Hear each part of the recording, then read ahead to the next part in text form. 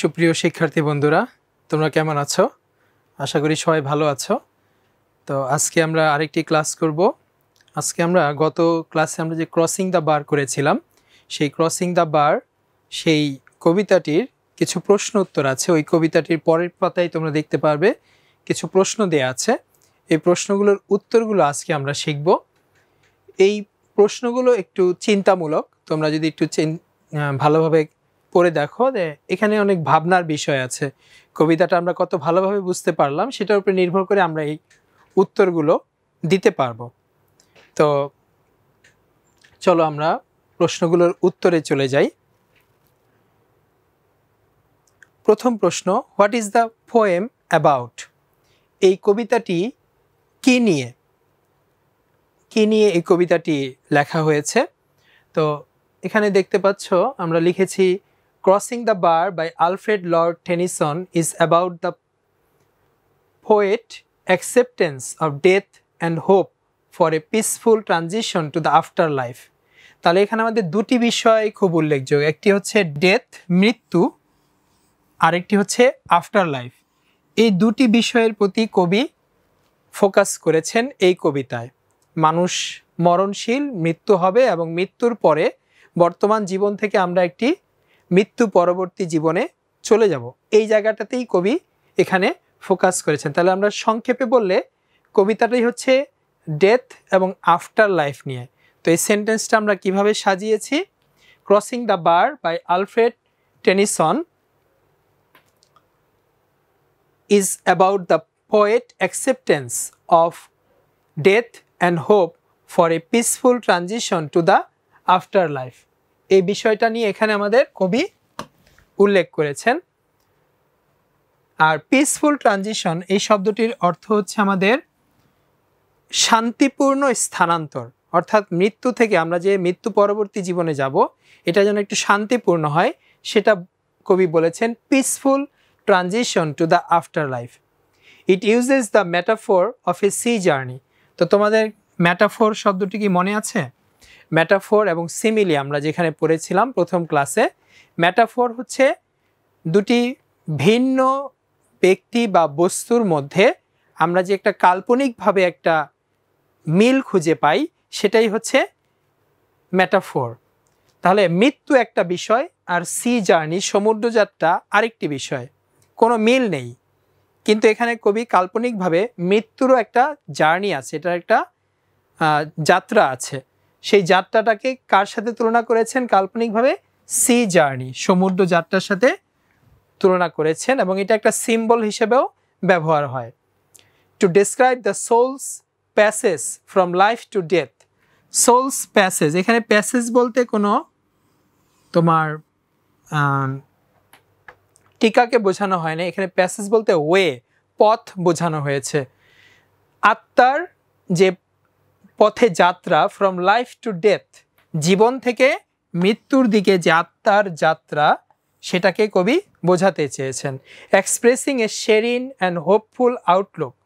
Serene মানে শান্ত, নীরব, পবিত্র, আর হোপফুল মানে আশাবাদী। Outlook on meeting the divine pilot. এখানে পাইলট বলতে আমরা কবিতাটি বোঝার সময় বলেছিলাম যে পাইলট শব্দটি দ্বারা এখানে কোনো চালককে বোঝানো হচ্ছে না, কোনো বিমানের চালককে বোঝানো হচ্ছে না, রাদার দেন এটা দ্বারা আমাদের সৃষ্টিকর্তাকে বোঝানো হচ্ছে, আমাদের ক্রিয়েটরকে বোঝানো হচ্ছে। After crossing the threshold between life and the here after. তাহলে কবি আশা করছেন, তিনি খুব হোপফুল যে তার এই মৃত্যুর যে ট্রানজিশন আছে, এই ট্রানজিশনের সময় তার সাথে আমাদের ক্রিয়েটর যিনি, তার সাথে একটা সাক্ষাৎ হবে। তো এটার আমরা যদি বাংলা করি, আমরা যা লিখলাম এতক্ষণ, বাংলা করলে দ্বারা এটাই, ক্রসিং দ্য বার দ্বারা আলফ্রেড লর্ড টেনিসন মৃত্যুকে কবির মেনে নেওয়া এবং পরলোকে শান্তিময় প্রবেশের আশাকে ব্যক্ত করে। এটি জীবন থেকে মৃত্যুর প্রাণের যাত্রাকে বর্ণনা করার জন্য সমুদ্র যাত্রার উপমা ব্যবহার করে। ওই যে আমরা ম্যাটাফোর বলেছিলাম, ব্যবহার করে প্রাণের পরের জীবনে ঈশ্বরীয় পাইলটের সাথে দেখা করার উপর একটি শান্তিপূর্ণ এবং আশাবাদী দৃষ্টিভঙ্গি প্রকাশ করে। তো তোমরা এটি লিখে নাও, তোমাদের খাতার মধ্যে ইংরেজিটিও লিখতে হবে এবং বাংলাটিও লিখতে হবে এবং এটা পড়ে ভালোভাবে আমাদেরকে বুঝতে হবে। তাহলে আমি আরেকবার বলছি, ক্রসিং দ্য বার দ্বারা আলফ্রেড লর্ড টেনিসন মৃত্যুকে কবির মেনে নেওয়া এবং পরলোকে শান্তিময় প্রবেশের আশাকে ব্যক্ত করে। এটি জীবন থেকে মৃত্যুর প্রাণের যাত্রাকে বর্ণনা করার জন্য সমুদ্র যাত্রার উপমা ব্যবহার করে। প্রাণের পরের জীবনে ঈশ্বরীয় পাইলটের সাথে দেখা করার উপর একটি শান্তিপূর্ণ এবং আশাবাদী দৃষ্টিভঙ্গি প্রকাশ করে। তো এটা ছিল আমাদের প্রথম প্রশ্নের উত্তর। আশা করি তোমরা সবাই বুঝতে পেরেছো। ইংরেজির পাশাপাশি বাংলাও ট্রান্সলেট করে দেওয়া হলো। তোমরা বারবার এটি দেখবে, আশা করি এটা তোমাদের ভালোভাবেই বোধগম্য হয়ে যাবে। এরপরের প্রশ্ন, have you found any symbols in the poem? If yes, what are those? তুমি কি কবিতার মধ্যে কোনো সিম্বল পেয়েছো? যদি পাও তাহলে সেগুলো কি? তাহলে উত্তর আমাদের ইয়েস, আমরা পেয়েছি। The poet has used some symbols in the poem that include sunset, evening star, sea, tide, foam, twilight, evening bell and flood. এই শব্দগুলোকে কবি এই কবিতার মধ্যে প্রতীক হিসেবে ব্যবহার করেছেন। অর্থাৎ মৃত্যু এবং মৃত্যু পরবর্তী জীবন, এটাকে কবি ইঙ্গিত করতে গিয়ে, বোঝাতে গিয়ে এই সকল সিম্বলগুলো তিনি তার কবিতায় ব্যবহার করেছেন। আমরা ইচ্ছা করলে এই প্রশ্নটির উত্তর এরকম শর্টকাটেও দিতে পারি, ইটস ওকে, ফাইন।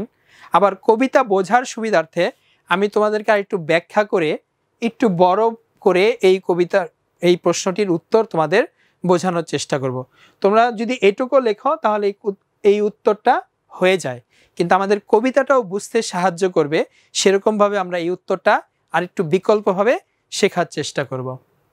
এখানে একই প্রশ্ন ভিন্নভাবে আমি উত্তরটা নিয়েছি, একটু ইলাবোরেটলি। এটা তোমাদের পরীক্ষার সময় উত্তরটা দেওয়ার দরকার নেই, এটা আমাদের কবিতাটা বোঝার জন্য দরকার আছে। Crossing the bar by Alfred Lord Tennyson is rich in symbolism, deeply intertwining themes of death. Deeply intertwining মানে গভীরভাবে, ওতপ্রোতভাবে জড়িত মৃত্যুর সাথে। The soul's journey beyond life and the hope for reunion or understanding in the hereafter. Here are the primary symbols found in the poem. এখানে আমাদের যে প্রাথমিক প্রতীকগুলো আছে সেগুলো আমরা পেয়েছি। প্রথমে হচ্ছে দ্য বার। তো বার আমরা আগেও জেনেছিলাম, এটা হচ্ছে বাধা, প্রতিবন্ধকতা। symbolizes the boundary between life and death, the physical and the spiritual world. The bar is a natural formation at the mouth of a harbor or river that can be difficult to navigate, representing the transition point or the threshold that one crosses from life into the afterlife. তাহলে এটা যদি আমরা বাংলা করি একটু, এই অংশটার the বার, এই অংশটার আমরা এখন একটু বাংলাটা দেখব, তাহলে আমাদের বুঝতে আর একটু সুবিধা হবে। জীবন ও মৃত্যু, এটাই হচ্ছে আমাদের কবির আলোচনার বিষয়। ভৌতিক ও আধ্যাত্মিক জগৎ। ভৌতিক জগৎ বলতে বোঝাচ্ছে আমাদের ওয়ার্ল্ড, পৃথিবীটাকে বোঝাচ্ছে। আর আধ্যাত্মিক জগৎ বলতে আমাদের আফটার লাইফ, আফটার লাইফ, এটাকে আধ্যাত্মিক জগৎ বলা হচ্ছে। এর মধ্যে সীমারেখা নির্দেশ করে। বার হচ্ছে বন্দর অথবা নদীর মুখে একটি প্রাকৃতিক গঠন যা নেভিগেট করা কঠিন হতে পারে, যা জীবন থেকে পরলোকে প্রবেশের বিন্দু বা সীমানা হিসেবে প্রতিনিধিত্ব করে। তাহলে জীবন থেকে পরলোকে, জীবন আমরা এই যে আমরা এখন জীবিত আছি, মৃত্যু হয়ে গেলে পরলোক। তাহলে এটা যদি আমাদের লাইফ হয়, আমাদের জীবন, তাহলে মাঝখানে মৃত্যু হচ্ছে আমাদের বাধা। মৃত্যুর পরে আমরা কোথায় চলে যাব? আমাদের লাইফ আফটার ডেথ। এটা বুঝালাম যে একজন মানুষ শুয়ে আছে, মৃত্যুর পরে তো আমরা শুয়ে পড়ি, তাহলে লাইফ আফটার ডেথে আমরা চলে গেলাম। তা আশা করি তোমাদের বার, এটার ব্যাখ্যাটা তোমাদের বাংলা ট্রান্সলেশনে বুঝতে সহায়তা করবে। এরপরে আমাদের যে সিম্বলগুলো আছে সেগুলো আমরা দেখি। Sunset and evening star. Both the sunset and the evening star symbolise the end of life or the close of a day. Sunset কি হয়? সারাদিন সূর্য উপস্থিত থাকে, তার যখন যাবার সময় হয় সেটাই হচ্ছে সানসেট। সূর্যটা পশ্চিম আকাশে ডুবে যায়। তাহলে এটার মাধ্যমে কি হয়, পৃথিবী থেকে সূর্য তার উপস্থিতিটা বিদায় নেয়।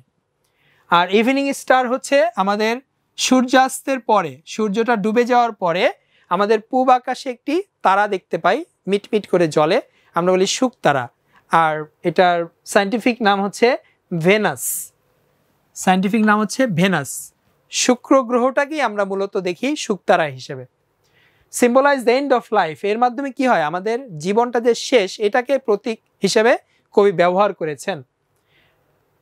Off day, representing the speaker's acknowledgement of his own mortality and the approach of death, মৃত্যুর দিকে তার যে যাত্রা সেটাকে সে বোঝাচ্ছে। অ্যাকনলেজমেন্ট মানে স্বীকারোক্তি, অ্যাকনলেজমেন্ট অর্থ হচ্ছে স্বীকারোক্তি, আর অ্যাপ্রোচ অফ ডেথ মানে মৃত্যুর দিকে তার যে যাত্রা সেটাকে বোঝানো হচ্ছে।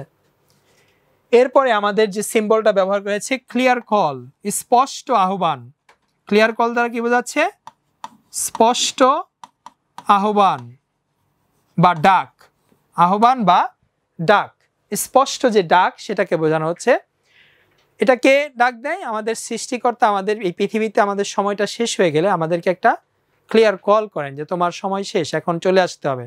এর মাধ্যমে আমাদের মৃত্যু ঘটে।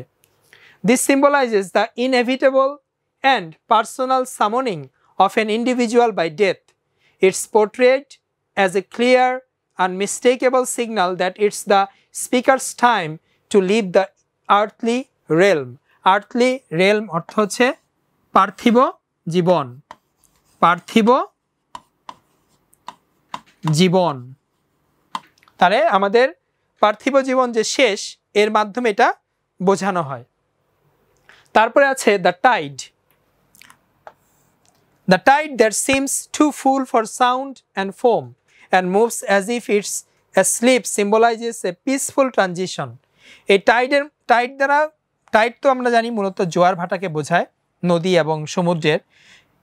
আমাদের যে জীবন থেকে মৃত্যুর দিকে আমরা ধাবিত হই, এখানে আমাদের যে পিসফুল ট্রানজিশন ইনটু ডেথ, জীবন থেকে আমরা যে মৃত্যুতে প্রবেশ করবো, এটা যাতে খুব শান্তিপূর্ণ স্থানান্তর হয় সেটাকে কবি টাইডের মাধ্যমে সিম্বল করেছেন, প্রতীক করেছেন। Free from the struggles and noise of life, it suggests a smooth, undisturbed journey from life to death, emphasizing a serene passage.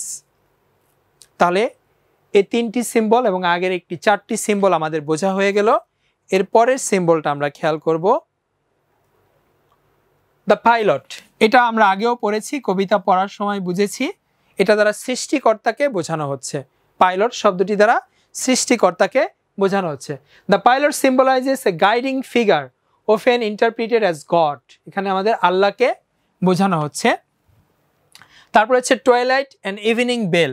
Twilight মানে গোধূলি, ইভিনিং বেল এটা ওই আগেরকার যে ইভিনিং স্টার ওইটার মতোই, এই সেম ব্যাখ্যাটা এই ক্ষেত্রেও প্রযোজ্য। তারপরে আছে আমাদের ফ্লাড, বন্যা, পৃথিবীতে বন্যা হয়। এটার সাথে কবি কি সিম্বল করেছেন আমরা একটু দেখে নেই। সিম্বলাইজিং the forces of fate, forces of fate ভাগ্যের force, or the passage of time সময়ের পরিক্রমা, that carry one away from the physical world, our born of time and place, যেখানে আমরা জন্মেছি ফিজিক্যাল ওয়ার্ল্ড সেখানকার কথাটা বোঝানো হচ্ছে। The flood represents the inevitable journey, inevitable journey অর্থ হচ্ছে অপরিহার্য যাত্রা, away from life towards an unknown destination with the hope of a significant encounter beyond. এই ফ্লাড এর মাধ্যমে কবি আমাদের মৃত্যুর পরে যে আমাদের একটা অনিশ্চিত যাত্রা আছে সেটাকে সিম্বল করেছেন। এই সিম্বলগুলোর মাধ্যমে কবি মূলত আমাদেরকে আমাদের মৃত্যু এবং মৃত্যু পরবর্তী জীবন এগুলোকেই প্রতীক স্বরূপ ব্যবহার করেছেন। এর পরের প্রশ্নটা হচ্ছে আমাদের, what do the symbols sunset and evening and clear call mean in the poem? এগুলো দ্বারা কবিতার মধ্যে কি প্রতীক স্বরূপ বোঝানো হয়েছে? In Tennyson's poem crossing the bar, the symbol sunset and evening represent the end of life or the closing of a day, suggesting the approach of death in a natural cyclical manner. The clear call symbolizes the summoning of the soul at the time of death, an unmistakable signal that the speaker's time has come to depart the world of the living and begin the journey into the afterlife. These symbols underscore the poem's themes of the inevitable transition from life to death and the acceptance of this natural process. তাহলে এই ইংরেজিটার বাংলা করলে আমাদের হয়, টেনিসনের কবিতা crossing the bar এ sunset এবং evening প্রতীকগুলি জীবনের অবসান বা একটি দিনের শেষকে নির্দেশ করে, যা প্রাকৃতিক চক্রাকার উপায়ে মৃত্যুর সমীপে আসার ইঙ্গিত দেয়। স্পষ্ট আহ্বান মৃত্যুর সময় প্রাণের আহ্বানকে প্রতীক করে, একটি অবিসংবাদিত সংকেত যে বক্তার প্রস্থানের সময় এসেছে জীবন্ত পৃথিবী থেকে এবং পরলোকের যাত্রা শুরু করার। তাহলে জীবন্ত পৃথিবী থেকে পরলোকের যাত্রা শুরু করার একটা স্পষ্ট আহ্বান এসেছে। এই প্রতীকগুলি কবিতার থিমগুলিকে আরও গভীরভাবে জোরদার করে তুলেছে, যেমন জীবন থেকে মৃত্যুতে অনিবার্য পরিবর্তন এবং এই প্রাকৃতিক প্রক্রিয়ার গ্রহণ। তাহলে এই ছিল আমাদের তৃতীয় প্রশ্নের উত্তর। এরপরে আমরা শেষ প্রশ্নে চলে যাব। Do you think symbol helps the poet express his ideas in a better way? If yes, explain with an example. Yes, symbolism can enhance a poet's expression of ideas. For example, in Crossing the Bar, the symbol of the sunset doesn't just tell us about the end of the day. It evokes feelings of closure and the beauty of endings, suggesting a tranquil and natural conclusion to life. The clear call doesn't simply mean an audible noise. It resonates with the idea of a personal, destined summon that one cannot ignore, adding depth to the concept of death as a significant and defining moment. Such symbols allow the poet to convey complex emotions and ideas powerfully. এই প্রশ্নটির উত্তর আমরা বাংলায় করলে দাঁড়ায়, হ্যাঁ, প্রতীকবাদ কবির ধারণাগুলি প্রকাশ করতে বাড়তি মাত্রা যোগ করতে পারে। উদাহরণস্বরূপ ক্রসিং দ্য বারে সানসেটের প্রতীকটি কেবল দিনের শেষের বিষয়ে জানান দেয় না, এটি সমাপ্তির অনুভূতি এবং শেষের সৌন্দর্য উপস্থাপন করে, জীবনের শান্তিপূর্ণ ও প্রাকৃতিক সমাপ্তির ইঙ্গিত করে। স্পষ্ট আহ্বান শুধু শ্রাব্য শব্দ নয়, এটি একটি ব্যক্তিগত নিয়তি নির্ধারিত ডাকের ধারণা। নিয়তি বলতে ওই যে আমাদের ফেইট, এটাকে বোঝাচ্ছে। নির্ধারিত ডাকের ধারণা সহ মিলিত হয়, যা অনস্বীকার্য, ইনএভিটেবল জার্নি আমরা বলেছিলাম, অনস্বীকার্য, যেটাকে অস্বীকার করার উপায় নেই। মৃত্যুকে একটি গুরুত্বপূর্ণ চিহ্নিত মুহূর্ত হিসেবে গভীরতা দান করে। এমন প্রতীকগুলি কবিকে জটিল অনুভূতি ও ধারণাগুলি শক্তিশালীভাবে প্রেরণ করতে অনুমতি দেয়। তো আশা করি এই বাংলার মাধ্যমে তোমাদের প্রশ্নের উত্তর আর একটু বেটার আন্ডারস্ট্যান্ডিং হবে। তাহলে তোমাদের জন্য হোমওয়ার্ক আমি দিয়ে দিচ্ছি। নেক্সট ক্লাসে তোমরা এগুলো ভালোভাবে আত্মস্থ করবে, খুব ভালোভাবে শিখবে প্রশ্নগুলোর উত্তর, এবং ক্লাসে তোমার উত্তরগুলো রিপ্রেজেন্ট করবে বা প্রেজেন্টেশন আকারে প্রকাশ করবে। তো সবাই ভালো থেকো, আল্লাহ হাফেজ।